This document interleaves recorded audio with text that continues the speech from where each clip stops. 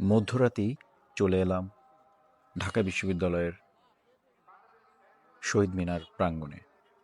আজ ২১শে ফেব্রুয়ারি, আন্তর্জাতিক মাতৃভাষা দিবস।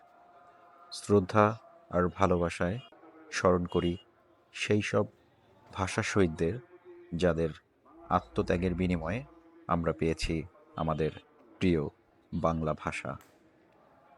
১৯৫২ সালের এই দিনে ঢাকার রাজপথ রক্তে রঞ্জিত হয়েছিল। রাষ্ট্রভাষা বাংলার দাবিতে বুকের তাজা রক্ত ঢেলে দিয়েছিল সালাম, বরকত, রফিক, জব্বার এবং আরও অনেকে।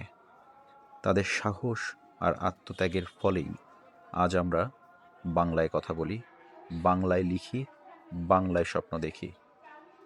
ভাষা শুধু কথা বলার মাধ্যম নয়, ভাষা আমাদের পরিচয়, আমাদের সংস্কৃতি, আমাদের আত্মপ্রকাশ।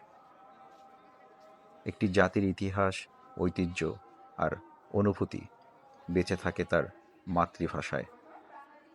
এই আত্মত্যাগের স্বীকৃতিস্বরূপ ১৯৯৯ সালে ইউনেস্কো ২১শে ফেব্রুয়ারিকে আন্তর্জাতিক মাতৃভাষা দিবস হিসেবে ঘোষণা করে।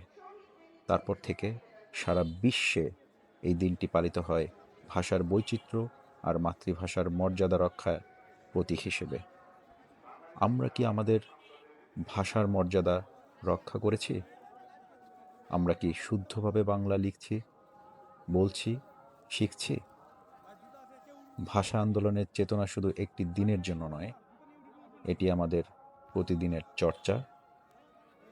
আসুন আজ আমরা প্রতিজ্ঞা করি, নিজের মাতৃভাষাকে ভালোবাসব, সম্মান করব, সব ভাষাকে আর নতুন প্রজন্মকে শিখিয়ে যাব আমাদের গর্বের ইতিহাস।